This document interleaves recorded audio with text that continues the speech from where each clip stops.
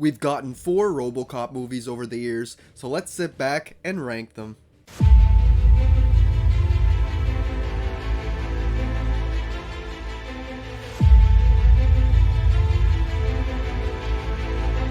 Hey guys, welcome back to the channel. Hope you're having a good one today.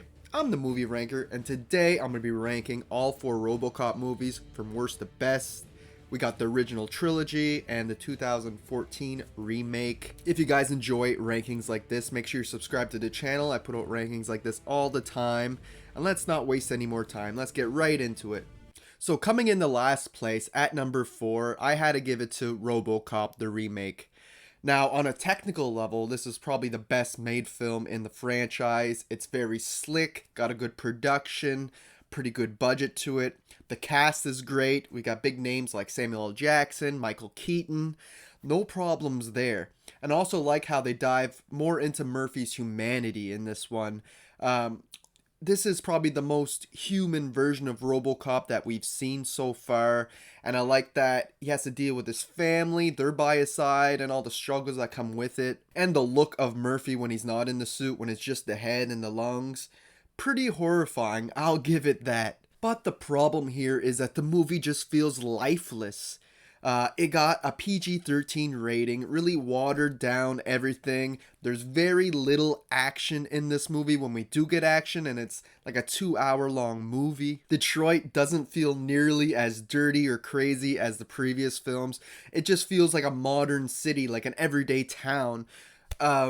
Yeah, and the movie is just not memorable, guys. It kind of feels pointless when you're watching it in the franchise with the others. I understand if you enjoy this film, if it's at the top of your ranking. It's not a dumpster fire or anything like that. I just personally prefer even the cheesiest sequels to this one. That's just my opinion, guys. Up next, at number 3, I got RoboCop 3, which I feel is the most hated sequel in this entire franchise. It has problems, but I do enjoy some of the film. This is the one where OCP finally goes ahead with their plans on making Delta City, which is a plot point that's been mentioned since the original film. They're finally doing it here. They deploy this group, like a military group, the rehabs, to go and take everybody out of their homes and throw them in the streets. And they're acting like they're the good guys. And basically, they're turning these innocent people into terrorists just for fighting back, for trying to keep their homes. I enjoy watching all the resistance crew, especially the little kid who was like a hacker and could hack into the different robots and such. They're really anti-capitalism, which I find mirrors reality quite well. And there's a certain part of the movie where they want the cops to work with this military crew, and they all end up walking off the job. They refuse to. And I was like, that's just an awesome moment. It really hit home when the head guy from OCP goes, "You guys are jeopardizing your retirement benefits." And I'm like, oh my God, I hear that all the time, even with my own job. Everybody's like, yeah, you shouldn't quit no matter how bad it is because you got those benefits. But it's like, oh, when he said that in this movie, that hit home. The film does have a lot of interesting ideas, but the execution is so poor on most of them. We get this like samurai robot going against RoboCop, and he battles them twice, and both times it's super underwhelming, and they could have made for a great villain in this movie. Like, I was waiting for this epic battle that just never really happened. We get the jetpack, which a lot of people hate. I personally enjoy the jetpack. It's just that it's so underutilized. We see it throughout the movie, but he uses it once at the very end, and it's very quickly. And even blaming RoboCop for Officer Lewis's death. Interesting idea there, but her death, oh my God, it comes out of nowhere, and it's not impactful at all. That should have been like a major emotional scene in the film, but it's not. It's just kind of like, whatever. Very bad writing in that department. The obvious low budget here really hurts the action. It's all very underwhelming, very below average, and you slap a PG-13 rating on top of that, it's just not as visceral or as dirty, gritty as I want these films to be. And on top of that, you got Peter Weller not returning as RoboCop. We got this other guy, and he's serviceable, but I'm just not a fan of the way he does the movements, the one-liners they give him. He didn't fit the suit properly. They didn't have a big enough budget to make another suit, so he had to wear the old suit, and it just wasn't made for him, so it didn't quite work out as well. Honestly, this movie is riddled with problems from start to finish. It got a very slow middle act. The visuals are pretty ridiculous from start to finish. But there is some entertainment value here if you don't mind a cheese fest. You just have to turn your brain off and you can have fun with this one, even though there's a lot of flaws and problems. I just like how it was a bit more focused than part 2 story wise. Coming in at second place, I got RoboCop 2. Now, this movie made it perfectly clear that sequels are usually inferior to the original, and it's easy to see with this one. In my ranking so far, this one is very, very close to part 3 and the remake. They're all very close my ranking, just my number 1 is way better. But I had a real hard time placing these, but I had to go with part 2 as my number 2 placement. This one does up the action and the goofiness from the previous film.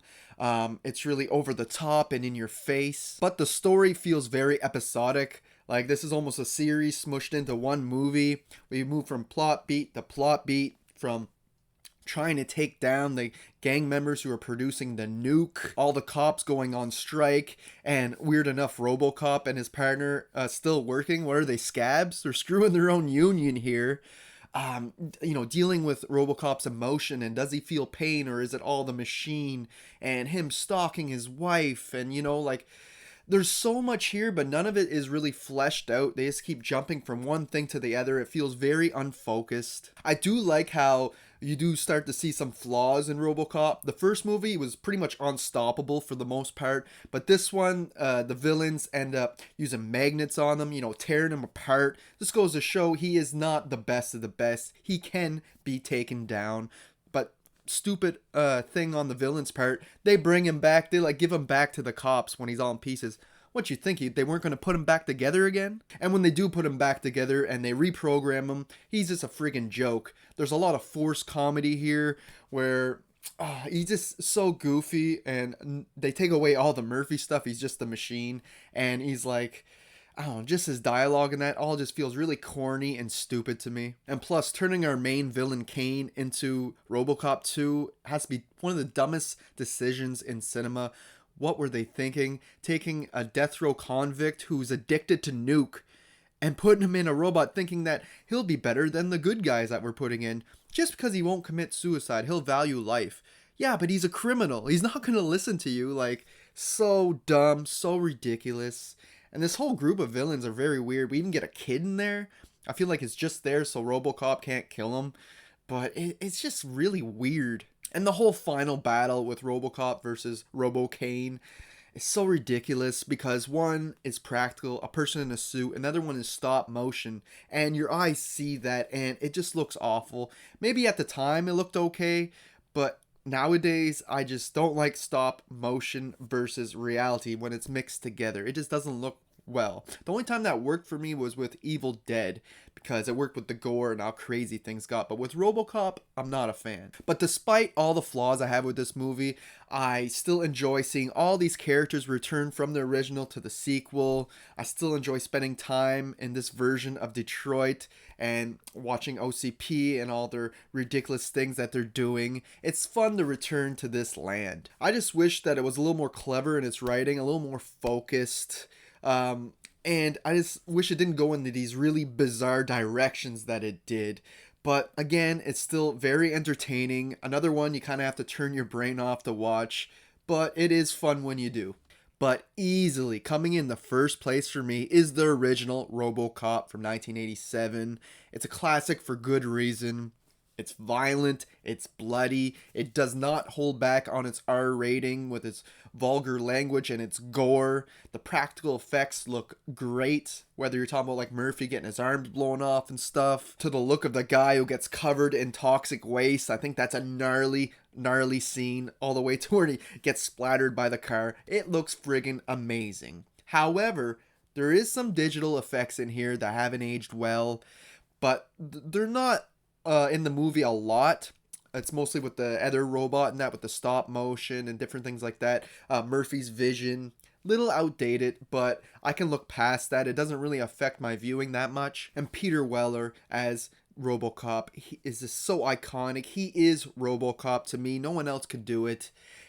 From his dialogue to his movements, like, dead or alive, you're coming with me. Love it, man. Even though he does look a bit stupid when they take off his visor, I feel like that should stay on. It looks a little dumb to me, a little ridiculous without it. And it's really sad when you see what Murphy's like after he becomes RoboCop, how they took away most of his humanity, and he's left with just these random nightmares and visions of the past from his death and his wife and that, and he really doesn't remember. And it's just really sad that they had to take all that away to make the perfect cop. You have to take away the man that he was. And what's awesome about this movie is that on its surface, you can watch it just as a popcorn flick, just like the sequels, and kind of turn your brain off. But if you're looking for deeper themes and commentary, it's all here as well. You start peeling back the layers. There's a lot to say with this film. From using advanced technology as weapons or security, to replacing the workforce with robots or cyborgs. There's so much to say here. From privatizing a public sector like the cops, never a good idea. Again, something I can speak with from experience. Where I live, it's basically run, our government is basically run by the oil companies, and it really hurts the population. They don't have the people's best interests in mind. And there's also a great amount of satire in here too, whether we're talking about the news clippings and the commercials that keep popping up randomly in the film. So clever. It's just something we never really seen before. And of course, I have to mention our group of villains here. They're despicable, they're violent, they're really the worst of the worst, these criminals, and that's exactly what this film needed. It gives it that grit and that just disgustingness, you know, that comes with these type of criminals. Our head one, Clarence, played by Kurtwood Smith, better known as Red Foreman, the best villain of the entire franchise, easily. And his whole gang, they're the best, you know, the best at being the worst. You really despise them and want to see Murphy get back at him for the things that they've done. In the end, it's a film that's just as relevant today as it was in 1987, perhaps even more relevant today with how crazy the world has become, and with the introduction of AI and machines taking over the workforce and that. This movie was ahead of its time, if you ask me, with its themes, with its satire, with everything. And that's why it's going to be a timeless classic, and it easily comes in the first place in my ranking. So there you have it, guys. There's my ranking of all 4 RoboCop films. Hope you enjoyed it. Let me know how you rank these movies down in the comment section. There's only 4, but I'm sure most people will have them mixed around a bit. Maybe not everybody has the remake in last place, but you know, as bad as 2 and 3 are, there's still a lot of rewatchability to them, which I feel like the remake doesn't have, and nothing can touch the original. It is leagues above the rest in my mind. So I hope you enjoyed that. You can follow me on Letterboxd. Link to that is in the description of this video. And until next time, guys, thanks for watching.